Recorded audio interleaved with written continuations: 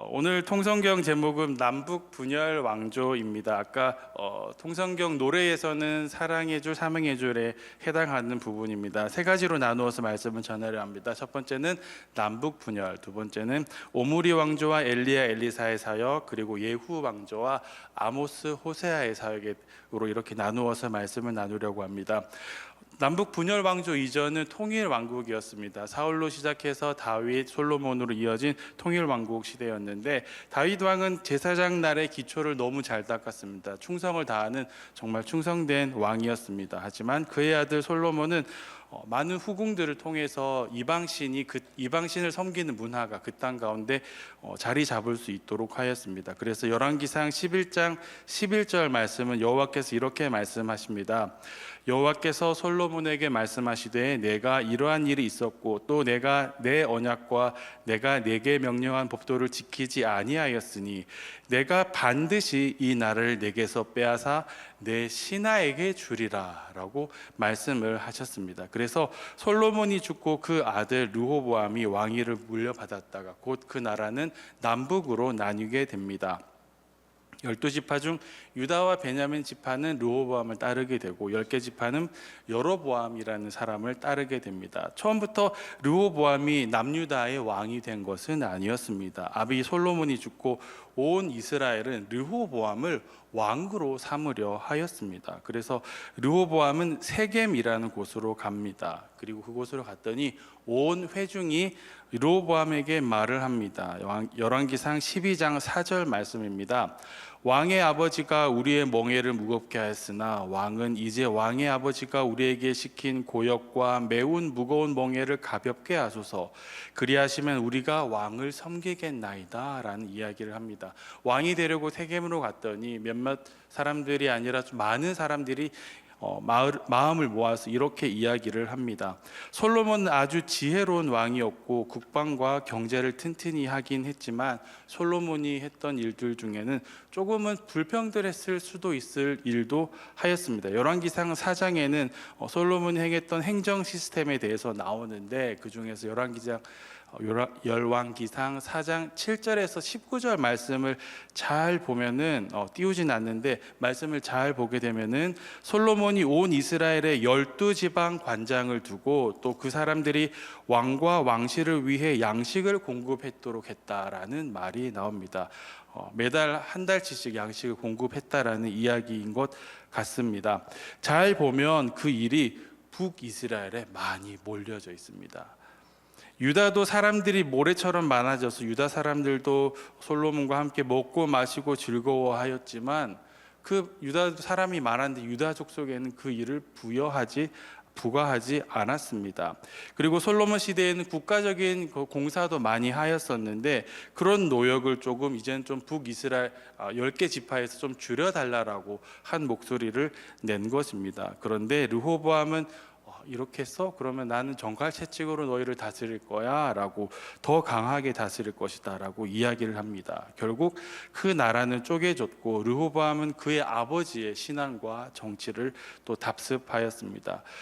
열왕기상에 나와 있는 르호보암에 대한 평가를 보면 14장 22절에 이렇게 되어 있습니다. 유다가 여호와 보시기에 악을 행하고 또 그 범한 죄로 여호와를 노엽게 하였으니, 조상보다 더 심하게 악을 행했다라고 르호보암에 대해서 평가하고 있습니다. 지혜로웠던 원로들의 제사장 나라 경영 조언을 무시한 르호보암의 어리석은 선택으로 인해서 이스라엘은 남북으로 나뉘어집니다. 그리고 그의 다스림은 제사장 나라의 삶과는 다스림과는 멀었습니다. 한편 그럼 북이스라엘의 왕이 된 여로보암은 어떤 사람이었을까요? 여로보암은 솔로몬의 신하였던 느밧이라는 사람의 아들이었습니다. 열왕기상 11장 26절을 보면은 여로보암의 어머니 이름은 스루아라고 기록을 하고 있는데, 쯔루아라고도 하는 그 스루아라는 말은 피부병이 있는 여자라는 의미를 가지고 있습니다. 그리고 여로보암의 어머니는 과부였다라고 이야기를 합니다. 이렇게 표현한 것은 그 당시 여로보암은 왕이 되기 부적합 적합한 사람이었다라는 것을 이야기하고 있는 것입니다. 그런데 11장 28절을 보면 여로보암은 큰 용사였습니다. 용사라는 말을 조금 더 완역해서 번역을 하게 된다면 모든 것을 할 수 있을 만한 정말 그릇이 큰 사람이었다라고 번역을 그런 의미로 받아들일 수도 있습니다. 게다가 여로보암은 어떤 사람이었느냐? 게으른 사람이 아니라 부지런한 사람이었다라고 이야기를 합니다. 그래서 솔로몬은 여로보암으로 하여금 요셉 족속의 일을 감독하는 일을 맡겼습니다. 건축하는 일을 여로보암에게 맡겼던 것입니다. 핏줄로는 그렇게 가문으로는 좋은 가문이 아니었어도 그의 능력이 뛰어나니까 그에게 많은 일을 맡겼던 것입니다. 이스라엘이 나누어지기 전 어느 날 아히야라는 선지자가 여로보암에게 10지파를 다스릴 것이다 라는 말씀을 전합니다. 솔로몬 왕이 버젓이 살아있는데 분열 왕국의 왕이 될 것이라는 메시지를 받은 탓에 여로보암은 이집트로 피신해 있다가 또 르호보암으로부터 등 돌렸던 다른 지파들에 의해서 이제 왕이 되었던 것입니다. 이렇게 여로보암은 일을 잘하는 능력 있는 사람이었습니다. 뛰어난 건축가이기도 했습니다. 여로보암은 왕이 되고 자기가 살 궁전을 건축하고 이렇게 생각을 합니다. 열왕기상 12장 26절에서 27절 말씀인데 이건 같이 읽어보도록 하겠습니다. 그의 마음에 스스로 이르기를 나라가 이제 다윗의 집으로 돌아가리로다.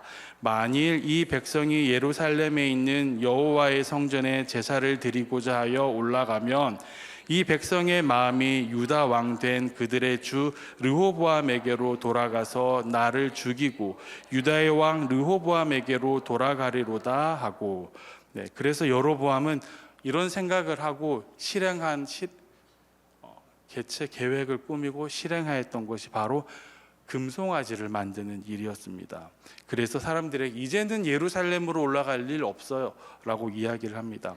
그리고 금송아지 2개를 들이대며 이렇게 이야기를 합니다. 이것이 너희를 애굽 땅에서 인도해낸 너희 신들이다 라고 이야기를 합니다.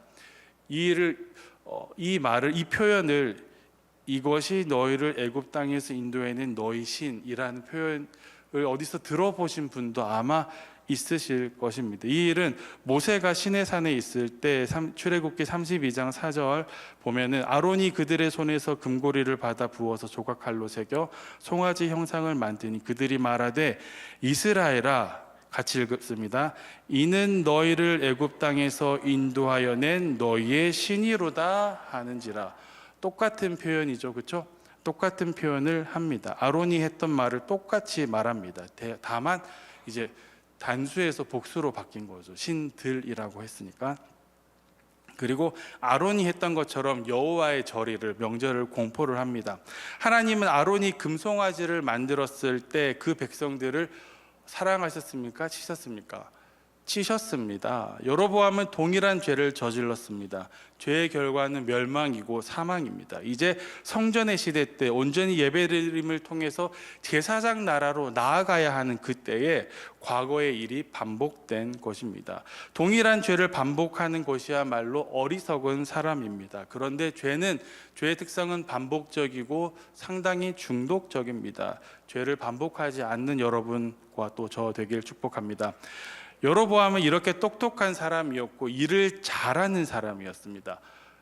좋은 쪽으로 잘하진 않았고 나쁜 쪽으로 잘했죠. 그런데 북이스라엘이 제사장 나라로 서는 것보다는 여로보암에게는 왕권을 강화하는 것이 가장 중요했습니다. 그래서 새로운 종교 정치 체제를 만들었습니다. 나라가 분열된 것은 죄로 인해 하나님의 계획하심이었다 라고 칠지라도 이미 선지자를 통해서 이야기를 하셨으니까요. 그렇다 할지라도 여로보암은 다른 신앙의 토대를 사람들에게 제시하고 그것을 지키도록 하였습니다. 교묘하게 정치를 위해서 종교를 사용한 것입니다. 그래서 하나님의 공의와 율법의 체계 안에 다스려져야만 하는 제사장 나라에 충성을 다했던 다윗과는 전혀 다른 길을 가게 합니다. 그것을 성경은 여로보암의 길이라고 이야기를 합니다. 여호와께서 이름을 두시려고 택하신 곳이 아닌 단과 베델이라는 곳에 금송아지 우상을 세우고 그들을 구한 신이라고 이야기를 합니다. 그리고 레위 자손이 아닌 보통 사람들로, 보통의 백성들로 제사장을 삼고, 또 하나님이 지키라고 명령하신 절기를 무시하고 마음대로 절기를 바꾸어 버립니다. 제사장은 어떤 사람이었습니까? 거룩에 본이 되는 삶을 살았던 사람들입니다. 그리고 절기는 어떤 것입니까? 단순히 쉬는 축제, 즐기는 축제가 아니라 하나님과의 만남을 기억하는 곳이고, 하나님과 함께했던 그 시간을 기억하는 곳이고, 하나님과 함께함으로 내가 누구인지를 발견하는 것이, 그것이 바로 절기인데, 그 모든 의미를 완전히 바꾸어 버린 것입니다. 여로보암은 제사장 나라의 틀은 있도록 하였습니다. 하지만 그 중요했던 핵심 가치는 완전히 바꾸어 버렸습니다. 이로 인해 남과 북이 분열되기만 한 것이 아니라 아예 다른 길을 가게 된 것입니다. 이것이 그들의 분열의 가장 큰 시작이었습니다. 하나님은 이스라엘의 왕들이 다윗을 걸었는지 여로보암의 길을 걸었는지 이걸 통해 평가를 하십니다. 그리고 하나님은 제가 어떤 길을 걷고 있는지, 그리고 여러분이 어떤 길을 걷고 있는지, 어떤 생각을 하고 있는지 바라보십니다. 분열된 200년을 보면은 남유다는 다윗의 길과 여로보암의 길을 왔다 갔다 그렇게 합니다. 남유다는 그렇게 하는데 북이스라엘은 어떻게 하느냐? 북이스라엘은 여로보암 이후 세워진 19명의 왕들 모두 한 명도 빠짐없이 여로보암의 길을 걸었습니다. 이들은 흔들림 없이 200년 동안 한 길을 걷습니다. 여로보암의 길을 걸어갑니다. 하나님이 싫어하는 일들을 행하였습니다. 북이스라엘은 쿠데타가 이어집니다. 역사를 보면 여로보암에 시작하여 호세아 왕으로 끝이 나는데 그 중간에 오므리 왕조와 또 예후 왕조가 북이스라엘에 있습니다. 오므리 역시 쿠데타로 왕이 되었고 그 아들 아합은 시돈의 이세벨이라는 여자와 함께 결혼을 합니다. 이로 인해 북이스라엘은 세겜에 바알 신전을 만들고 바알을 위해 제단을 쌓고 예배하는 것을 제단을 쌓고 아세라상도 만들었습니다. 그때 열왕기상 17장 1절 이렇게 기록이 되어 있습니다. 길르앗에 우거하는 자 중에 디셉 사람 엘리야가 아합에게 말하되 내가 섬기는 이스라엘의 하나님 여호와께서 살아계심을 두고 맹세하노니 내 말이 없으면 수년 동안 비도 이슬도 있지 아니하리라 하니라. 네, 오므리 왕조 때 엘리야와 엘리사 선지자가 등장을 하게 됩니다. 여기서부터 오므리 왕조에 대한 부분이 시작이 되는데 수년 동안 비도 없고 이슬도 없다라는 것은 거의 저주에 가깝습니다. 재난을 선포한 것입니다. 누구 앞에서요? 아합 왕 앞에서 너희 나라 이제 끝이야라고 재난을 선포한 것입니다. 어떻게 엘리야가 이런 말을 하고도 무사했는지는 잘 모르긴 하겠지만 어쨌든 엘리야는 이 말을 하고 바로 그릿시냇가라는 곳으로 가서 숨어 지냅니다. 하나님은 까마귀를 통해서 엘리야를 먹이셨습니다. 이제 곧 그 말대로 시냇물도 마르니 엘리야는 생각하지도 못할 곳으로 갑니다. 바로 왕비의 고향인 시돈이라는 곳에 있는 사르밧을 향해 떠납니다. 거기서 여호와 하나님의 말씀은 사람을 살리는 것임을 과부의 가정이 경험하도록 합니다. 그리고 먹을 것이 없던 과부가 여호와의 선지자를 환대했더니 또 하나님은 그를 통해 먹을 것을 풍성하게 채우셨고 또 병으로 죽었던 아이는 엘리야의 기도를 통해 생명을 살리는 일을 또 그곳에서 바로 그 악한 것을 가지고 왔던 이세벨의 고향에서 그 일을 행하게 됩니다. 엘리야는 기근을 선포했습니다. 재난을 선포했지만 재난으로부터 재난으로 그 고통받는 삶을 엘리야 역시도 살아야 했지만 하나님께서는 그 엘리야를 보호하시고 지키셨습니다. 3년 동안 하나님께서는 그를 보호하시고 지키셨습니다. 엘리야 역시 3년 동안 먹을 것이 없는 아픔을 당해야 됐고 마실 물이 없었지만 하나님께서는 그를 지키셨던 것입니다. 기근이 시작되고 3년이 되었을 때 여호와 하나님의 말씀이 엘리야에게 임합니다. 너는 가서 아합에게 보이라. 내가 비를 지면에 내리리라 라고 말씀을 하십니다. 엘리야는 아합에게 가서 기근이 온 것은 아합이 여호와의 명령을 버렸기 때문이고 당신이 바로 바알을 따랐기 때문이다 라고 이야기를 합니다. 그렇게 해서 여러분들이 잘 아시는 갈멜산에서의 큰 전쟁이 벌어집니다. 바알 선지자 450명이 모였고 아세라 선지자 400명이 그곳에 모였습니다. 여호와의 선지자는 엘리야 단 한 사람이었습니다. 엘리야는 이렇게 이야기를 합니다. 열왕기상 18장 24절 말씀입니다. 같이 읽어보도록 하겠습니다. 부르라, 나는 여호와의 이름을 부르리니 이에 불로 응답하는 신 그가 하나님이니라. 백성이 다 대답하되 그 말이 옳도다 하니라. 바알의 선지자는 그렇게 서로 자기의 신의 이름을 부르기로 합니다. 바알의 선지자는 아침부터 정오까지 바알의 이름을 불렀지만 응답이 없었습니다. 그러자 더 큰 소리로 바알을 부르며 자신의 몸을 상하게 합니다. 피가 나도록 상하게 합니다. 이 일은 저녁 제사를 드려질 때까지 이어집니다. 그러자 이제 엘리야가 이릅니다. 열왕기상 18장 30절 말씀입니다. 이것도 같이 읽어보도록 하겠습니다.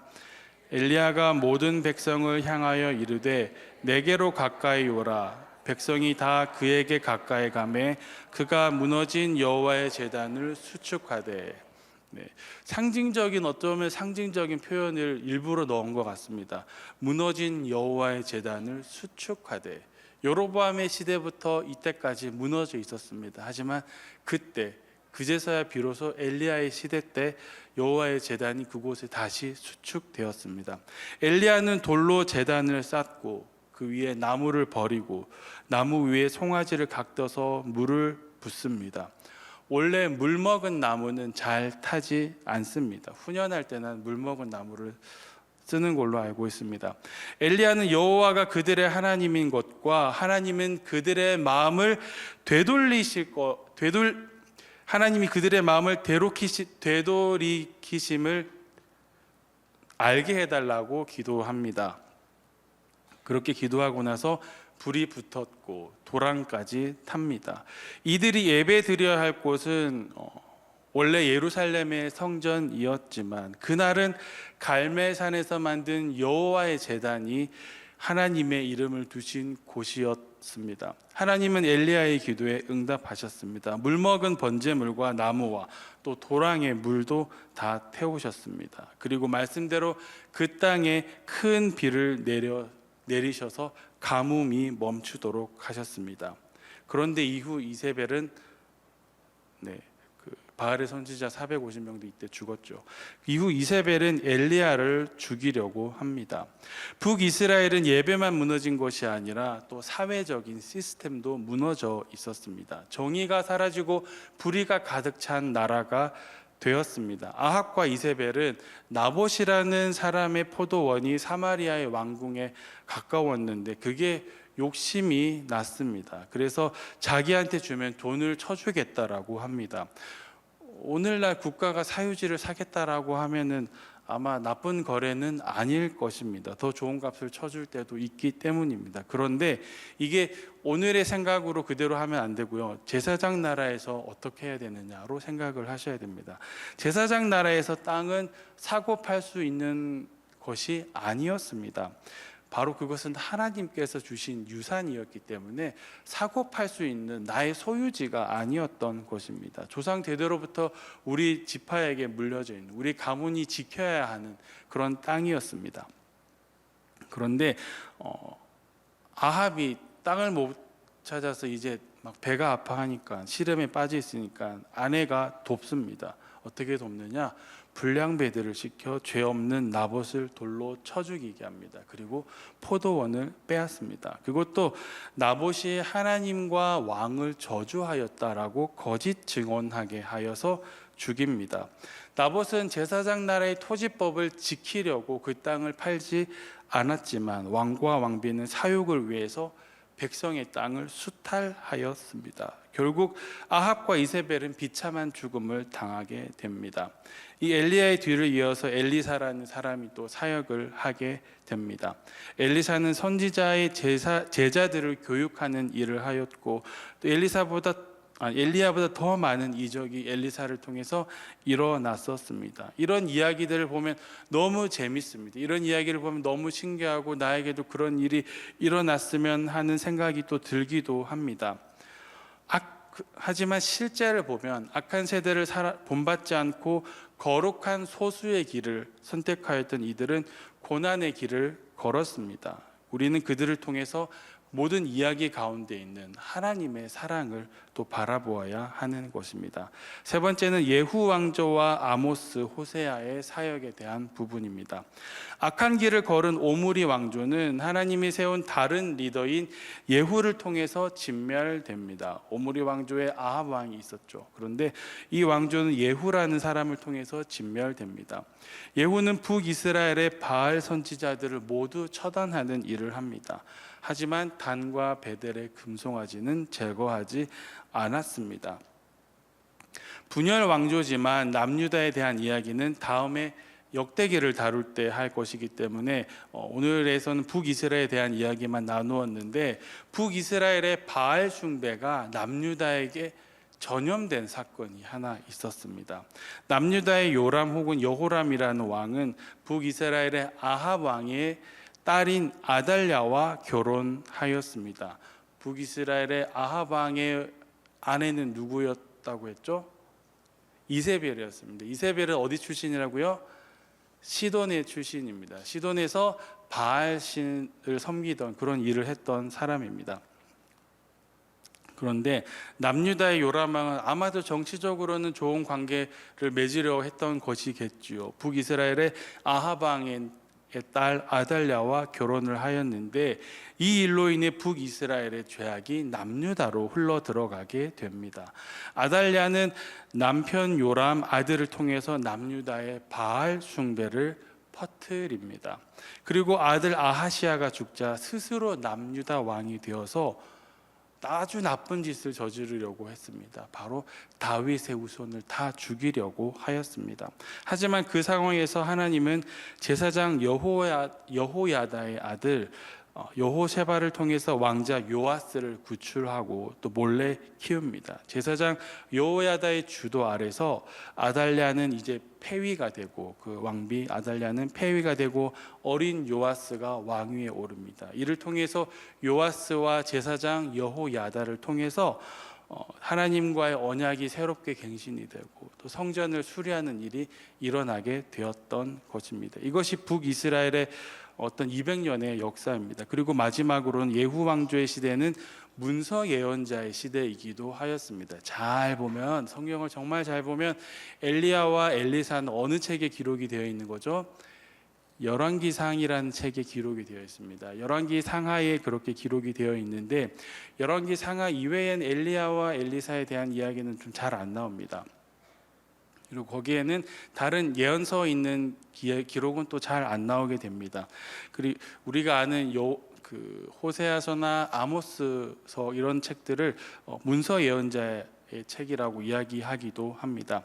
엘리야와 엘리사는 역사서에 등장하는 선지자입니다. 열왕기서에는 역사 가운데 그들의 이야기가 등장하는데, 이제 하나님의 심판을 선포하는 선지자가 등장하기 시작합니다. 앞서서는 그들의 스토리, 이야기가 많이 들어가 있습니다. 그런데 이제부터 나오는 문서 예언자의 시대부터는 여호와의 말씀 자체가 많이 강조되어서 전달되었습니다. 그 중에서 오늘 우리가 다룰 부분이 바로 아모스와 호세아에 대한 내용입니다. 아모스서와 호세아서가 있습니다. 아모스는 목자인 사람이었습니다. 한때 유다 쪽에 있는 목자였습니다. 하나님의 말씀을 듣고 사마리아로 가서 하나님의 말씀을 선포하기 시작합니다.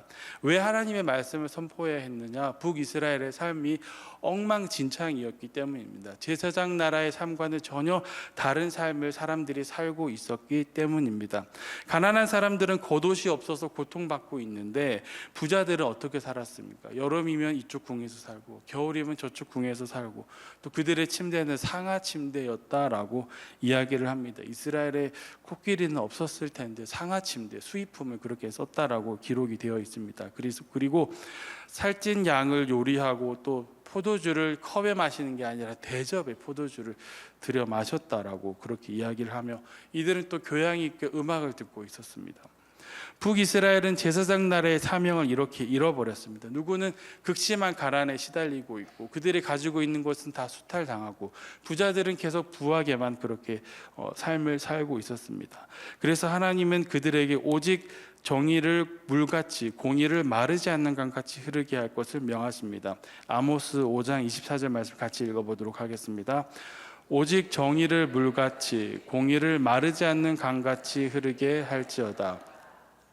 그리고 하나님은 호세아를 통해서 이스라엘에 대한 사랑 이야기를 전하십니다.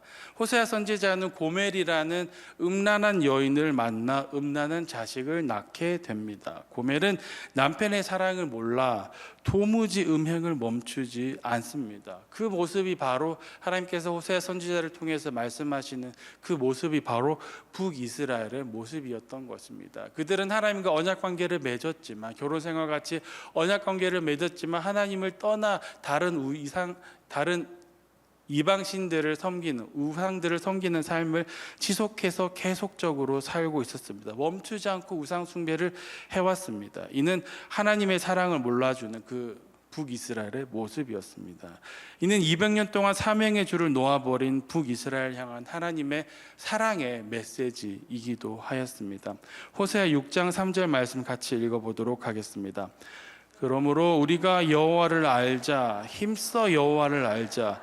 그의 나타나심은 새벽빛같이 어김없나니 비와 같이 땅을 적시는 늦은 비와 같이 우리에게 임하시리라 하니라.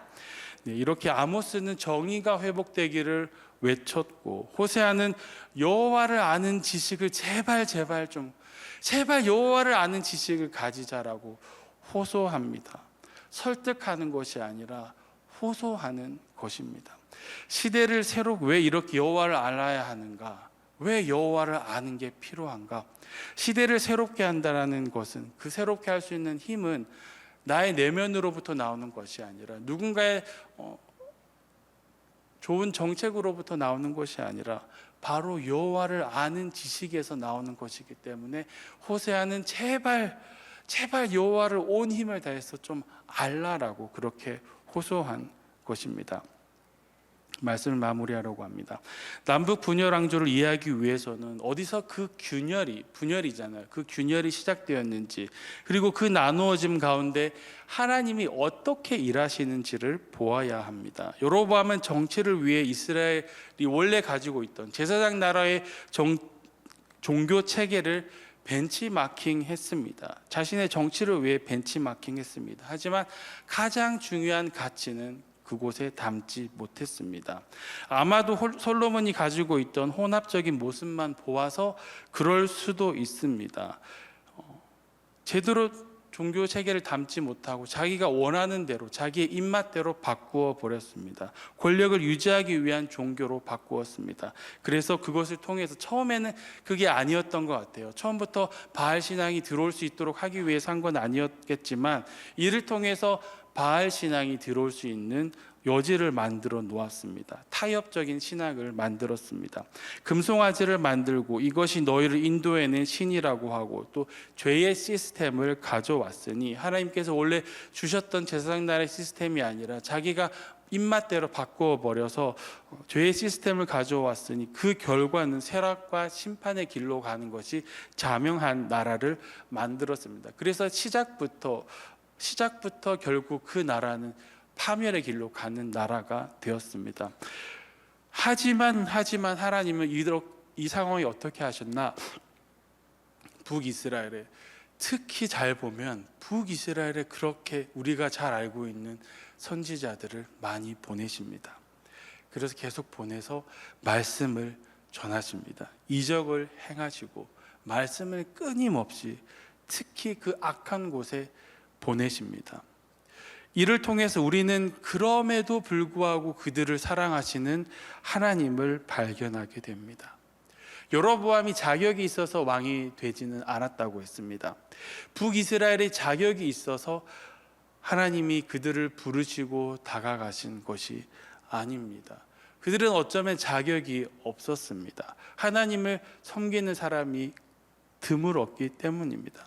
하지만 하나님은 그들의 범죄함에도 불구하고 그들을 기다리십니다. 그리고 그들에게 끊임없이 쉬지 않고 다가가십니다.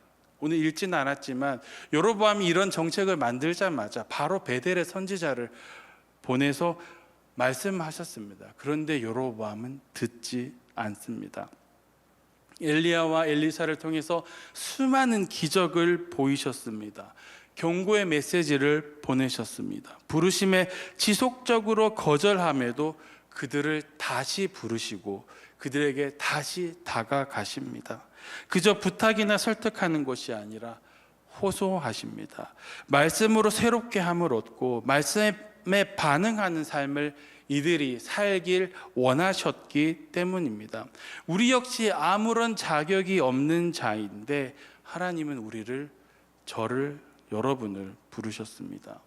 때로 우리는 정말 다른 길로, 말도 안 되는 다른 길로 가고 있음에도 불구하고 하나님은 우리를 부르십니다. 하나님 부르시는 이유는 우리가 정말 제대로 하나님을 알기 원하시기 때문입니다. 여호와를 아는 참 지식을 통해서 우리의 삶이 바뀌길 원하시기 때문입니다.